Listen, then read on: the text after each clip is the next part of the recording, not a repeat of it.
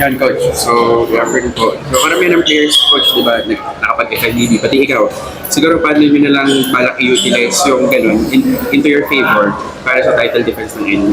Well, siyempre gagamitin namin siya as a motivation kasi mostly dun sa naglaro talaga ng world talaga is nasa NU, and siguro yun lang yung panghahawakan namin every time na may game kami na ayun, motivate kami na sa kung saan nakarating yung mga players namin.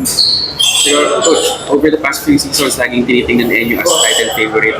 Pero mas mabigat na expectations niya nga dahil dun sa 16th yun na yun. Paano nyo na lang i-handle yun? Well, sa amin naman, sabi ko every season naman, nandiyan naman yung pressure. Pero sa amin, importante talagang mas namin lagi yung nagiging problema namin sa laro. And siyempre, hindi naman sa laro, pati sa labas ng training namin, kung ano yung dapat namin bigyan. Importante lang sa amin yung mindset namin na every time nasa court kami, ibigay namin yung best namin lagi. And coach, maraming hero piece, lalo na si Makatangay at si Mendoza.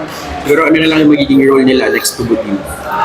Well, siguro sila yung mga next in line talaga para sa kanya. Sabi ko nga, kung ano man yung magiging success namin, sana may lipas sa kanila and maka-experience sila ngayong taon, and para sa next year, tingin ko na maging ready sila pagdating na pag tinago na sila yung number nila or nandiyan na sa lineup na alam namin na magpe-purchase na sila.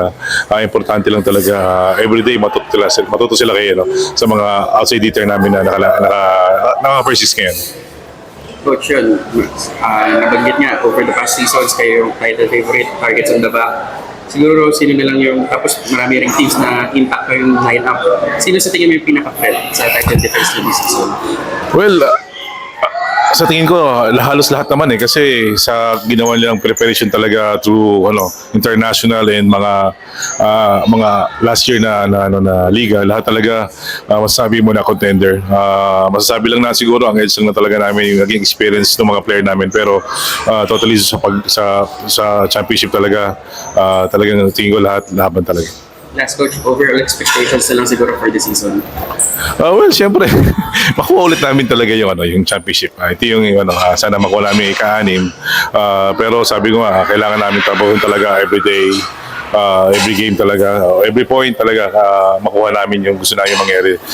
Makontrol namin yung game, bawat game o bawat set, bawat point, pwede namin magawa. Basta always lang mag-mindset lang yung mga player ko na gusto namin manalo lagi, every game.